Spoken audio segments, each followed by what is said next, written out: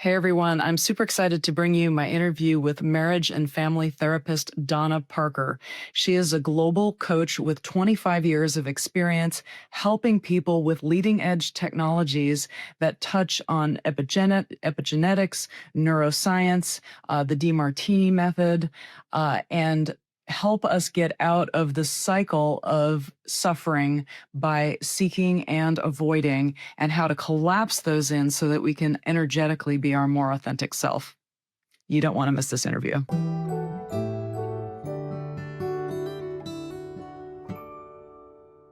Hey, everybody. Welcome to this episode of Next Level Healing. I'm your host, Dr. Tara Perry, and my guest today is Donna Parker. She is a marriage and family therapist and global coach with 25 years experience utilizing a variety of cutting-edge modalities such as the DiMartini method, advanced synergistic play, and EMDR.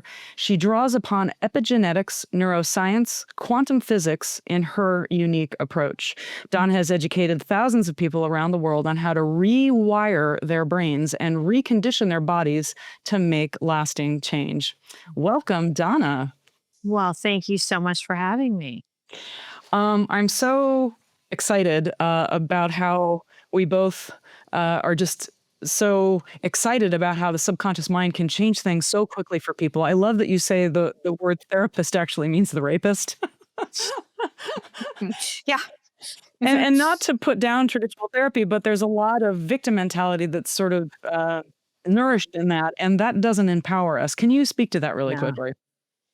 absolutely. I mean, traditional modalities, so much of the time spent with clients is spent in their story, right?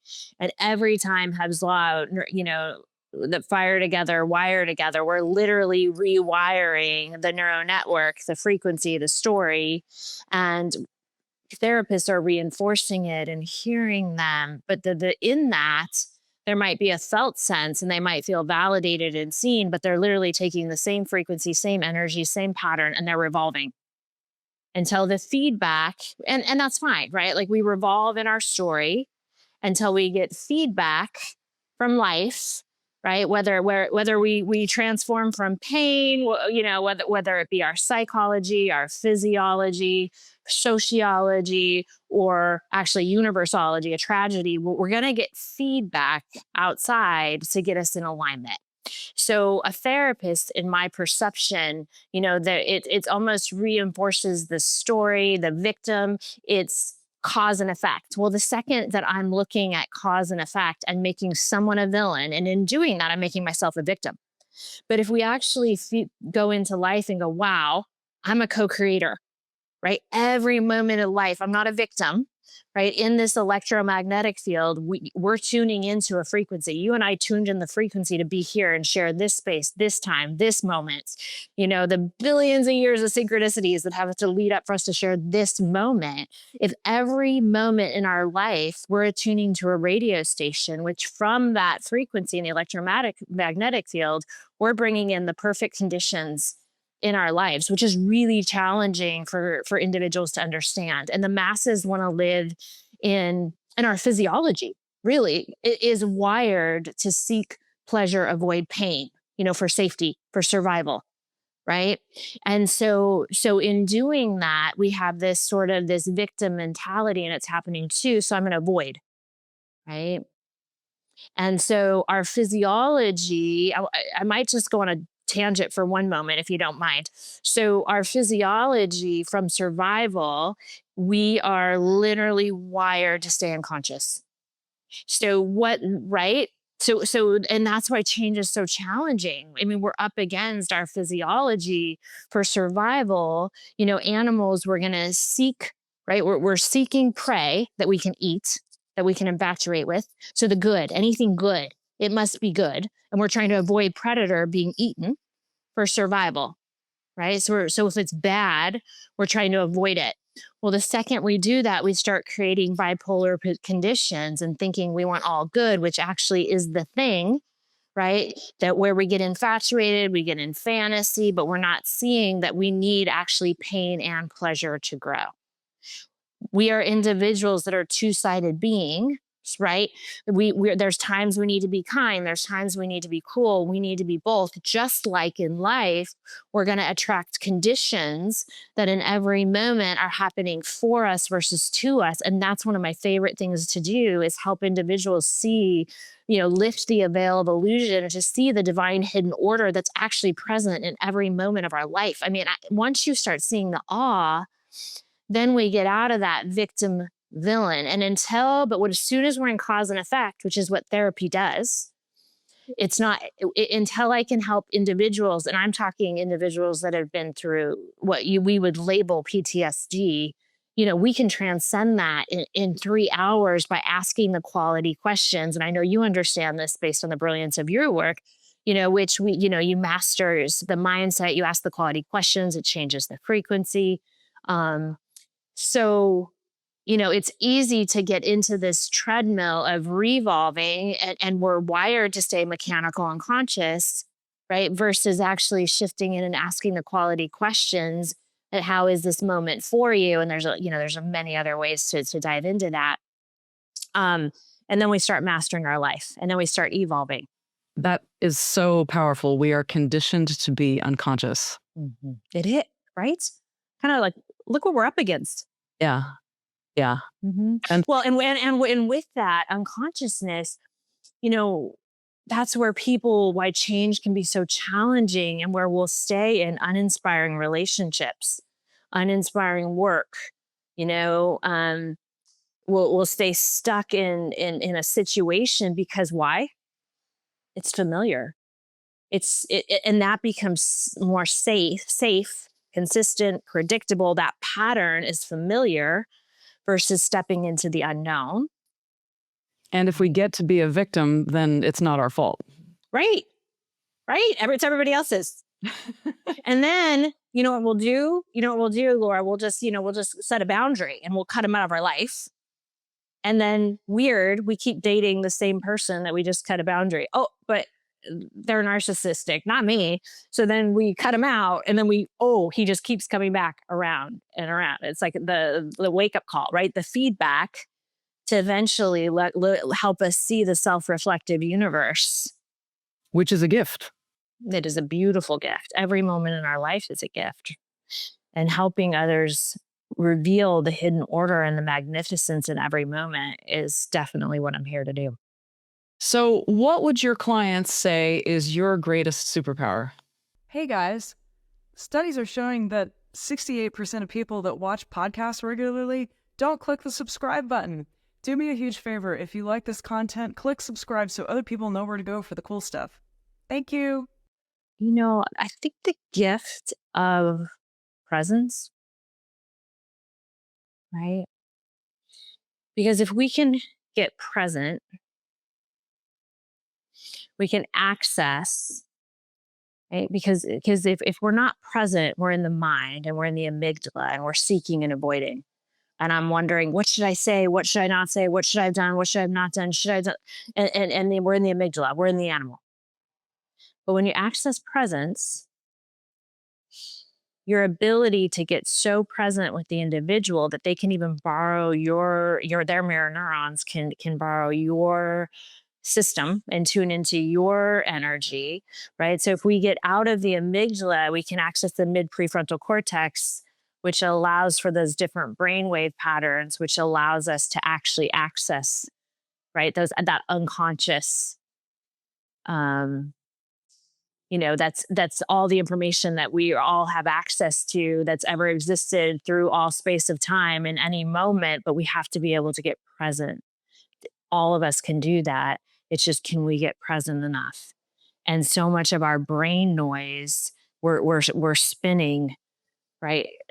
And swinging or going unconscious to try to fill the void and the animal passions with eating, drinking, fucking, shopping to try to make ourselves feel better, which is great strategies. All serves until you're ready for it, right? Like until you're ready for something different.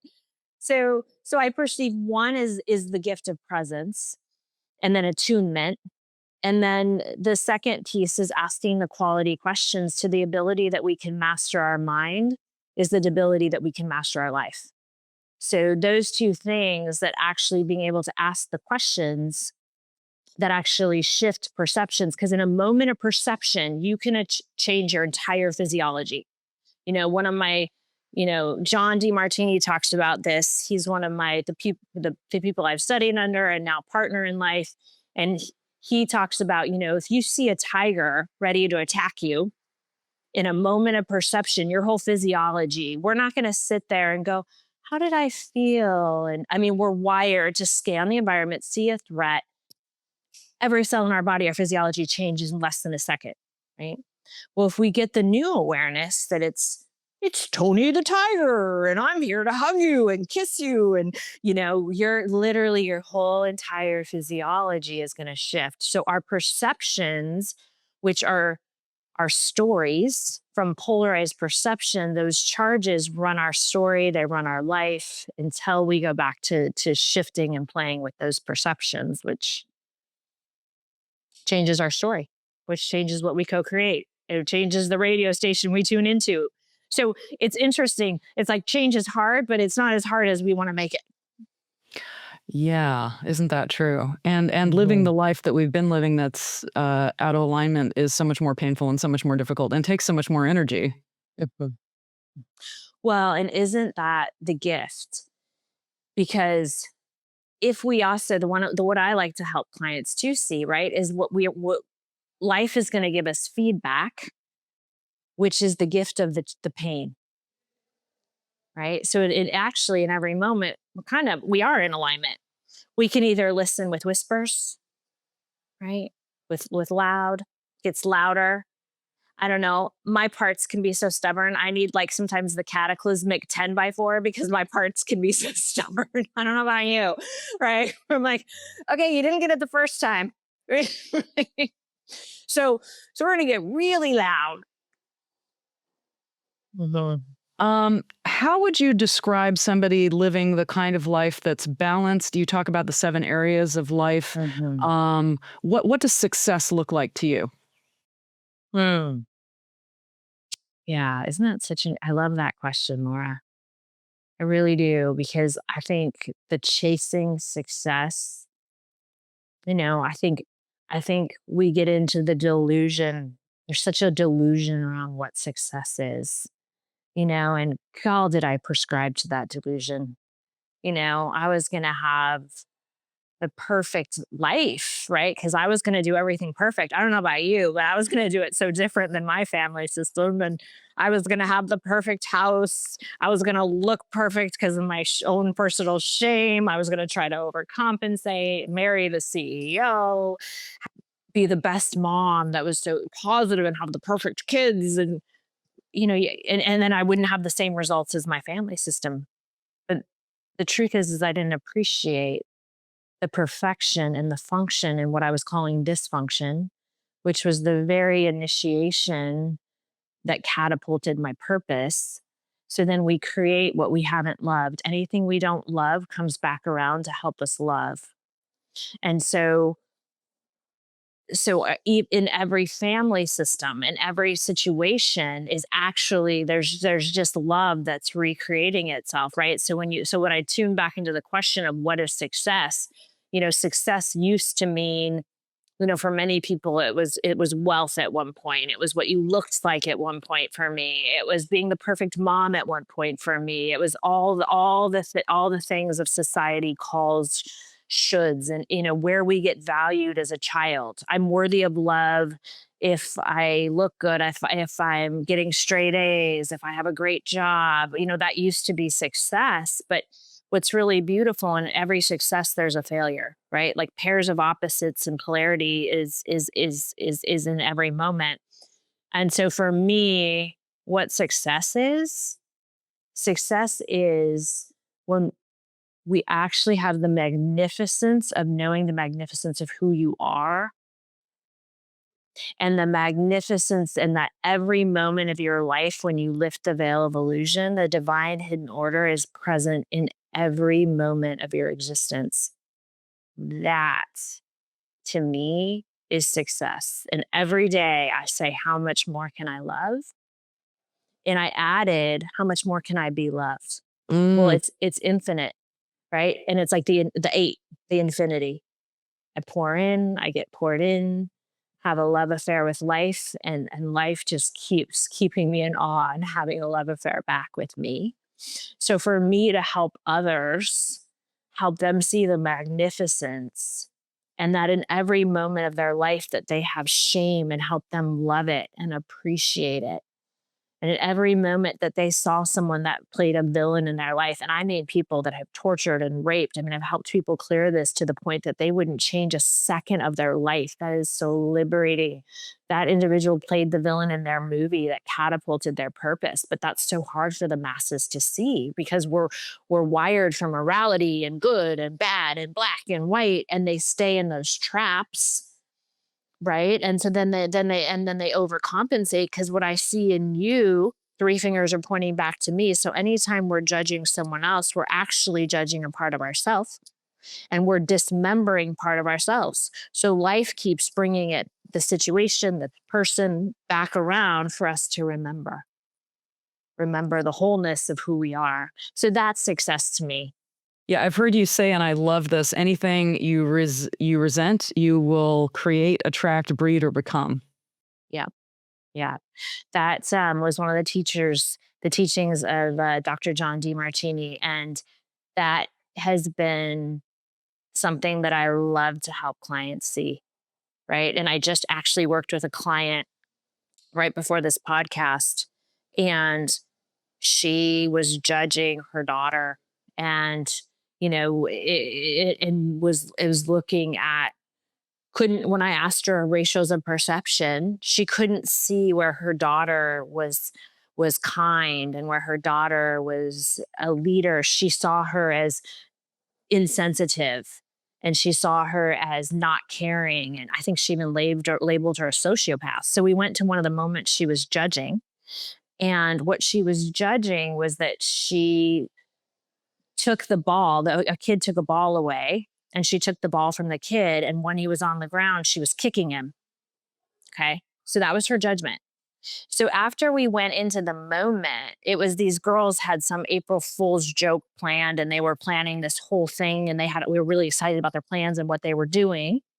So we helped reframe it and look at what the benefit was, and how did that kid co-create being kicked on the ground?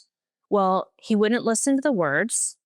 He took their ball, and she had the leadership, the courage to stand up to a bully for the whole girl. I'm like, she could run the country, right? And then he still wouldn't listen to her. So she got loud and was like, no, give it back. And where did he need a kick? Where did he need a wake-up call? Where did he need humbling? Right? Like, both sides get to be true, but she was able to actually start reframing for her daughter so she could appreciate the magnificence of who she is, and have a question about curiosity about, if every moment's serving, it's serving every player.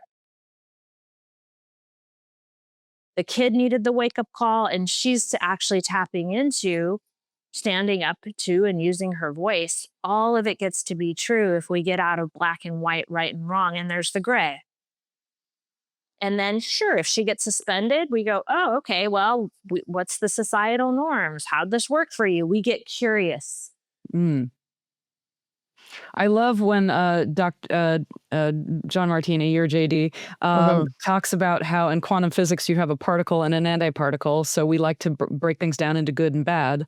But when those, when they reconcile with each other, that births light. It's the photon. What a the great... Higgs bosonic state, the God particle. What Yep. So 99.9. Oh, please finish. Sorry. No, what an amazing metaphor to think. Anytime we're pressing against something, anytime we're judging something, anytime we're, and to ourselves too, that there's a flip side to it. And when we can, there's that wonderful quote by F. Scott Fitzgerald that intelligence is seeing both sides of the same thing and being able to, see them both and function at the same time. Heraclitus had this, Aristotle. It's the pair of opposites coming together. And so if we look at the universe, it's 99.9999 whatever percent light, right? Well, to come into matter, it has to separate, right, into charge, positive or negative. And so the second I'm admiring someone and putting them above me, I'm not seeing what is in them is in me. I'm too humble. I'm in a disowned part, right? So nothing's missing. Energy just transforms. So it's whatever I see in them is in me. It's just in my form. It's like a fish trying to judge its ability to climb a tree. That's not where its genius is, right? So, or if I'm looking down at someone, I'm not seeing whatever I see in them is in me Mhm. in my form. I have deflective awareness. I'm dismembering parts of self, and we bring it in, we attract these situations, these people, these circumstances to remember, right? To become whole. And so it is the second we bring those moments of transcendental states where we bring the pair of opposites together, right? Where we have, because the second we have matter, we have density, right? We have matter. That's the duality. So when we bring it into actuality, that's where we have the photon, which is light. And that's where we call people enlightened, angelic, messengers of light. Beautiful. So it's really beautiful because so many people, if you take a top, we want to, and it's half white, half black. We want to look at every moment in life, or we judge it through the senses. That's right. And so the second we do that, we're literally missing, we're ignorant a path of an equation. So any moment that we want to call, if we're infatuated with someone, our intuition is whispering, this is too good to be true. We're not seeing the downside of the situation, the individual, but eventually over time, they become a two-sided human. Like anyone that's been in a marriage, anyone that's been long enough, like we eventually get to see like the thing we admire, their intelligence. We're like, oh my God, he's a know-it-all pain in the ass. Yes, I'm talking about my partner in moments. Yes, I'm talking about me, right? Like, yes.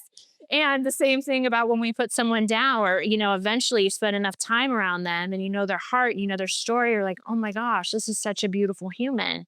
So instead of having deflective, we have reflective. And that's where we have into me see, which is into me see. What I see in you is in me. I love that. And there's an epidemic of loneliness right now. So, Mm, can you speak to that? I mean, it mm, seems like the tools that you're talking about are a wonderful way to experience intimacy mm, at a whole new level, mm, and then the mm, loneliness is not so pervasive. mm. So it's interesting because I think one of the things I like to help people with is their perceptions of loneliness, right? Because nothing is actually missing. They're just infatuated with a form. So I just worked with another client, and she is in this wanting to find a partner. She's lonely because she's infatuated with the idea of being in a marriage and having a partner. Because in her mind right now, we see more advantage than disadvantage. So she sees more, she feels lonely at night. She feels very lonely. So I had her write a list of everything she's seeking in her partner and have her fill in everyone in her life that's actually taking those roles. Her dog is cuddling her at night. She's getting physical. She found the hugs. She found the inspiring conversations. It's called the law of one to many. So nothing is missing. It's in our perception. So then she could actually see that her soulmate, her partner, is actually already here. And how, and then we looked at how in her highest values and what her mission is on the planet, why in this moment is there a benefit that her soulmate, her partner, is actually in the many. And then she was able to link that. She's like, oh my gosh, because I'm working on my purpose. I'm working on writing my book. I'm working on traveling. I'm right. Like she's so aware that she had it in the one that she'd want to have kids, and it would interfere with her mission and what she's here to do. Also, she's not in the wanting. If I'm in the wanting of a partner, the frequency I'm at is wanting. She's going to stay wanting. So then when she can see that actually everything she's wanting, she's already getting in the many, the law of one to many, then she can have love and appreciation and fullness. Then she can start creating and attracting from a space when we're not attaching and grasping, we resist it. And when we're in the wanting and we're in the longing. So what it helps do is change perception, which changes our frequency. It's no different than you are your soulmate, right? Whatever you're looking for, find the form in you, find the form in others. And so that we can love and appreciate our life. And then life will keep bringing that in the perfect divine timing. And she'll see it as on the way versus in the way. So what I love to do is actually people that have a perception of lonely, I actually help them see where, they're getting what they perceive as missing. Sometimes people get it from books, they get it from movies. They're getting it in the perfect form that's keeping them safe until they're ready for the next concentric sphere, till they're ready for the next illusion. Does that? Beautiful. I love it. Mm-hmm. What are some of the sweet spot areas because I know you help people with parenting. Give us some stories of people that had been through decades of therapy, and then in a session or two or three, they're seeing it from a different perspective. I love the saying, change of perspective is worth 80 IQ points. But truly, when we I haven't heard that. I love yeah, that. Alan Case. If we, if we depend on this 5 to 10% of our conscious mind, and we ignore this amazing ocean of brain that we have between our ears that is capable of so much in quantum time, just give us some stories of people that you've worked with and what they were able to navigate through. Mm-hmm. So just yesterday, I was working with a client, and I love working with the parenting. That's one of and also relationship. So I'm trying to feel into, let's go. So my client yesterday, she has a kid who is expressing a lot of rage and volatility, and she's fighting back with her parents. And what he's fighting back with his parents, and what he's saying is, you guys never listened to me. And he's expressing anger, and he's expressing rage, and he's standing up for himself, and you always think the brother's right, and throwing tantrums, throwing things, getting violent with his brother, violent, and throwing things around the room.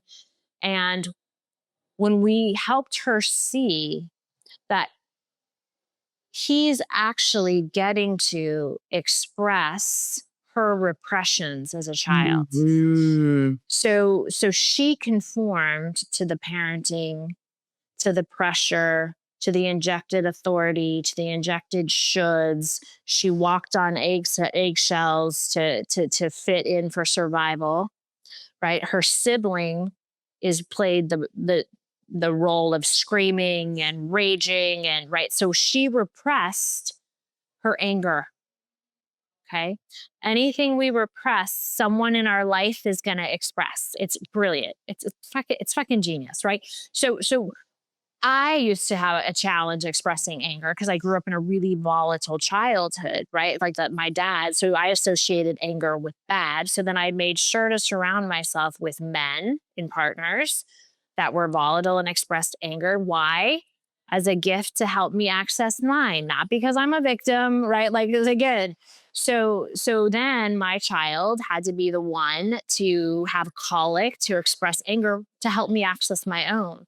So when we went into that moment, we were actually helping her see epigenetic tags, is just going to get passed down generation to generation to generation. And anything that we're labeling as bad and that we're repressing, our kids are going to express. So in that moment, literally, he was expressing every word that her little girl wanted to say.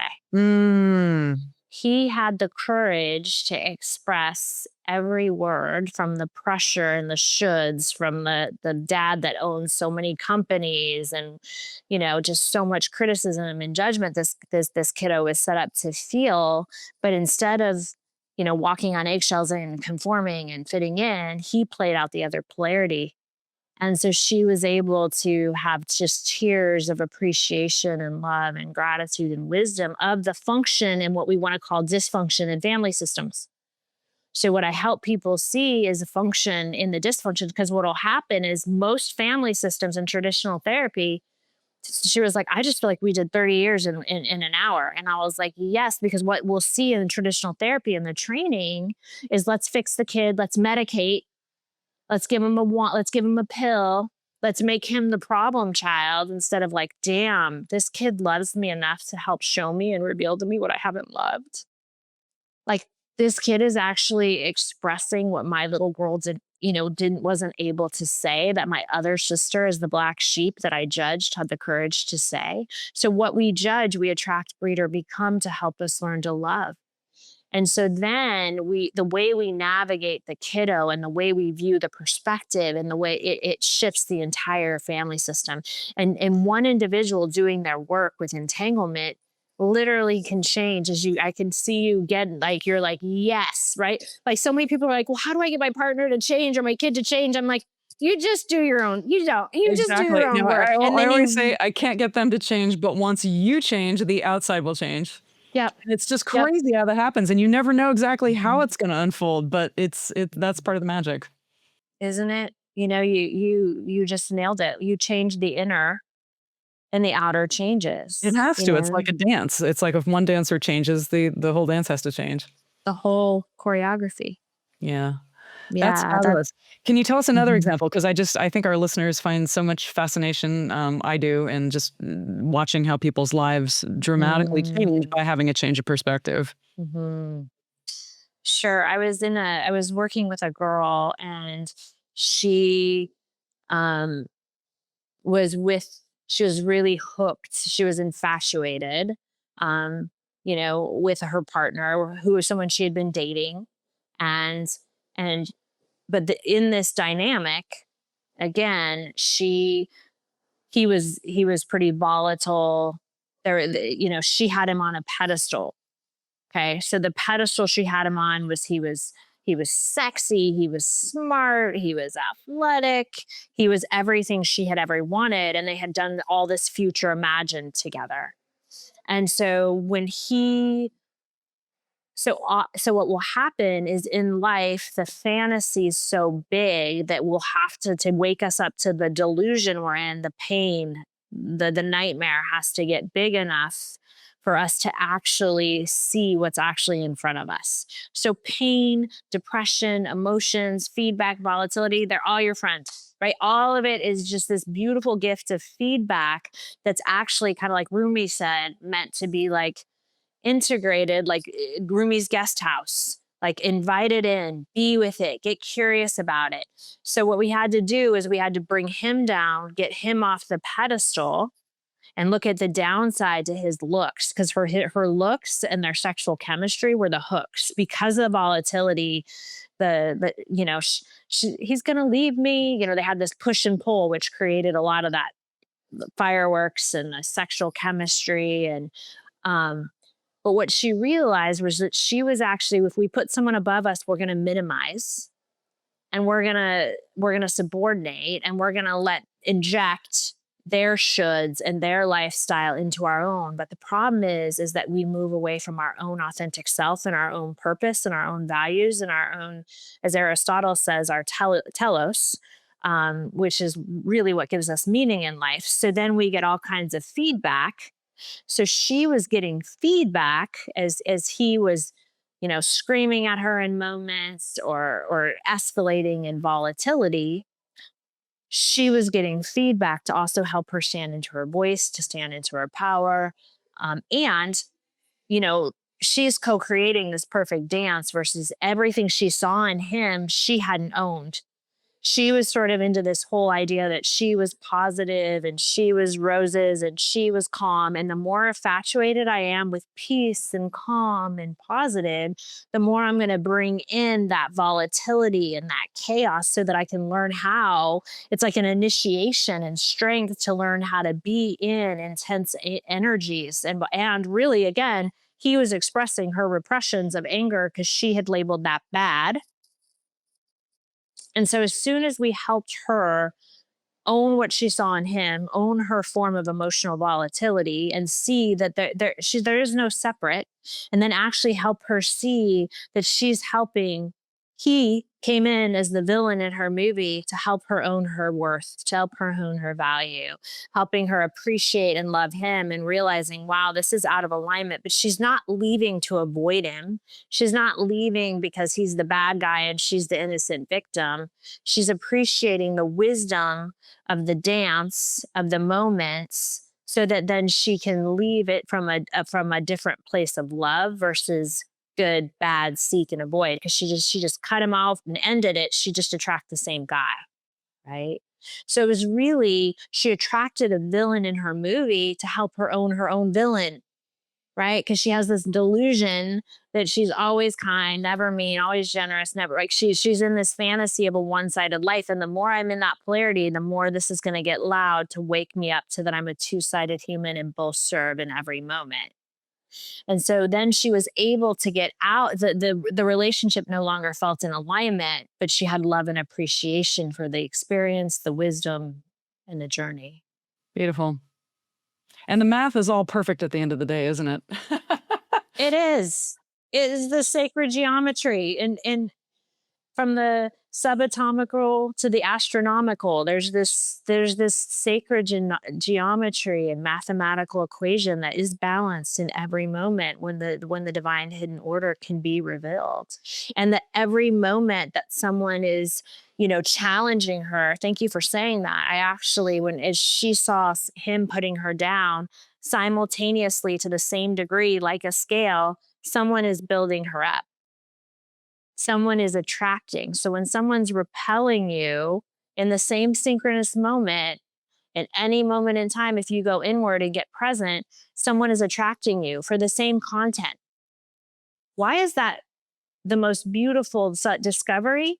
John Demartini discovered this, because then the second I have a client think I'm amazing and change their life, I simultaneously know, girl, someone thinks I fucked up their life and I'm a terrible, and why is that important? Because I'm not doing it to be liked. I'm not doing it. I'm not afraid of being disliked. I'm not doing it for approval or disapproval. I'm doing it because I'm in alignment with my mission, my path, my purpose, and my soul. And it's from a heart-centered service, where if I'm worried about being liked, or I'm trying to seek being liked and avoid being disliked, I can't be who I am. I love Wayne Dyer. I can't Your opinion of me is none of my business. None of my business. And as you really, it's a self. People are going to like you and 50% aren't, and just be okay with that. Well, and what you don't like about me, if a listener doesn't like something about me, I'm like, great, you're just seeing parts of yourself. Mm-hmm. We're our self-reflective universe. So what I'm loving and appreciating about your essence of being right now, in the way you can hold space and ask questions and get present and can feel your beautiful heart and your genius is what I can see in me. But if I was to be, critical of you right now, it's also what I would see in me.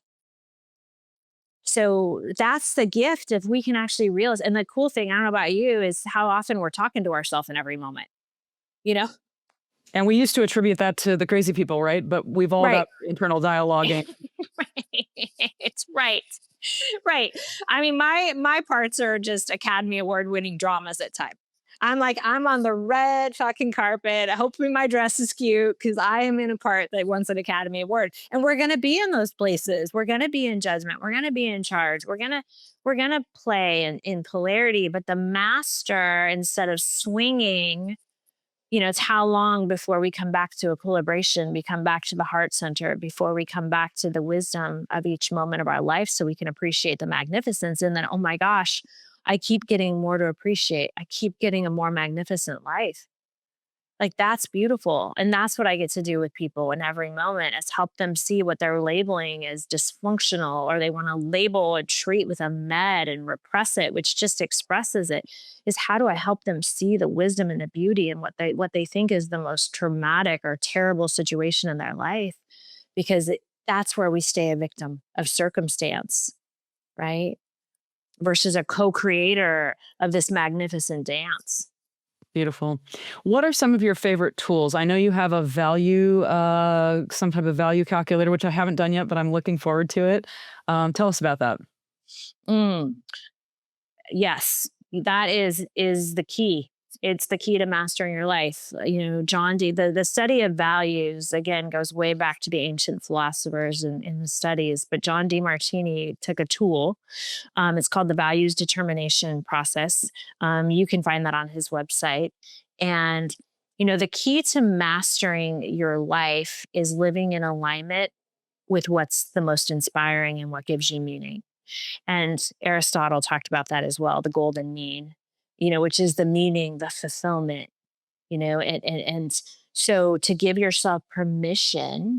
But what happens is we inject shoulds from teachers, preachers, society, Instagram shoulds, right? It's so often, people don't even, they're so mechanical. They go to the party because they don't want to hurt the person's feelings. So when we start getting present to our life and going, what would I love to do? What am I inspired to do? Listen to your language. Is it a should, must do, ought, have to?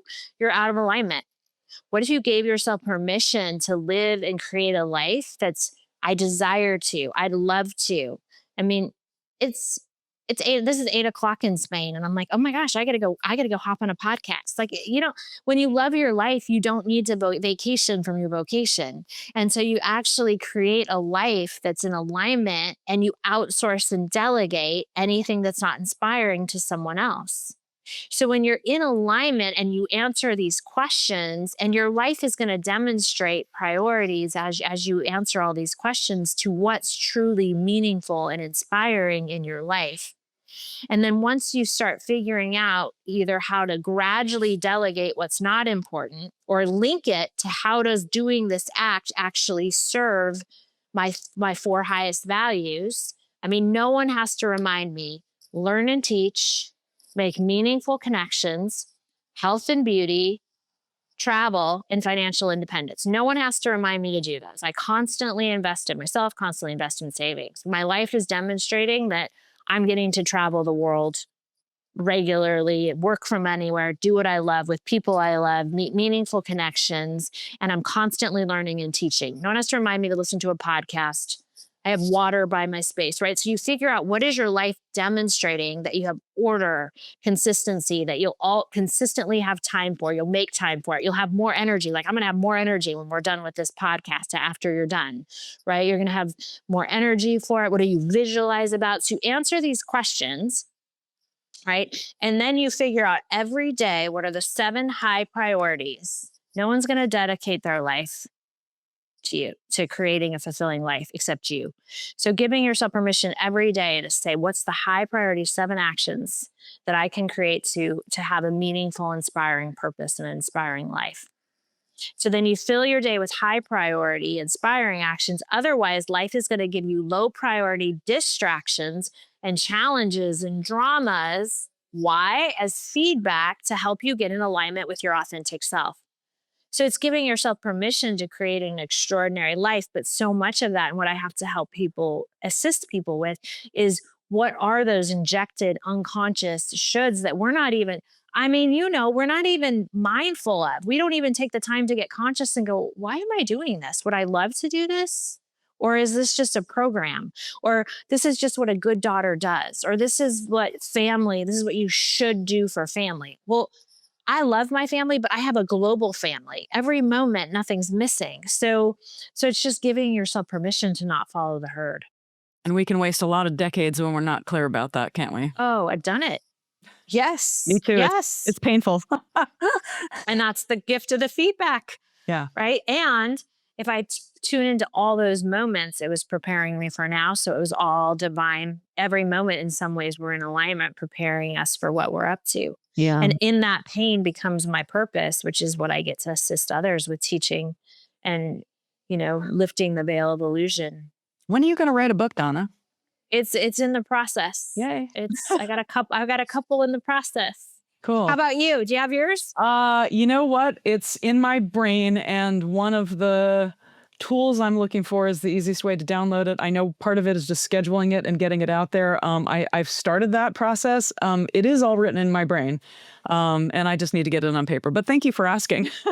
Well, I knew what you were seeing in me was you. It's the self-reflective universe. I was like, where's yours, girl? What you got? I feel like I'm talking to my sister here, which is delightful. And you're right. As soon as I'm done with this, I will have more energy, which is part of the metrics that we look for, right?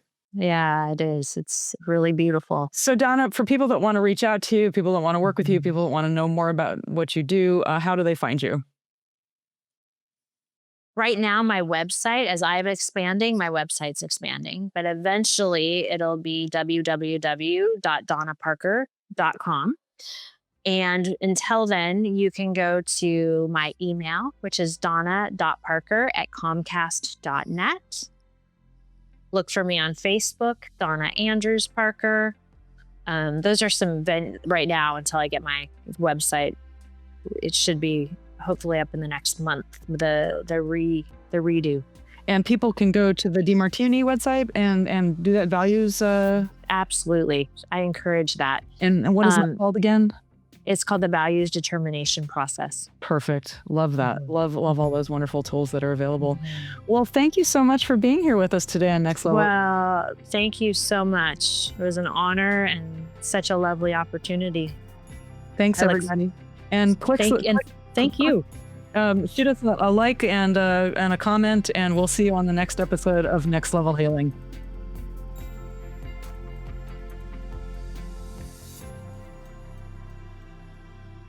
This podcast is intended for the purpose of providing information and education. It does not provide advice and is not meant to be used for any self-diagnosis or the replacement of any kind of licensed professional. The creators and individuals appearing here do not endorse any specific tests, positions, medications, products, or procedures. The views and opinions expressed in this podcast are of the speakers and do not necessarily reflect the views or positions of any entities they represent.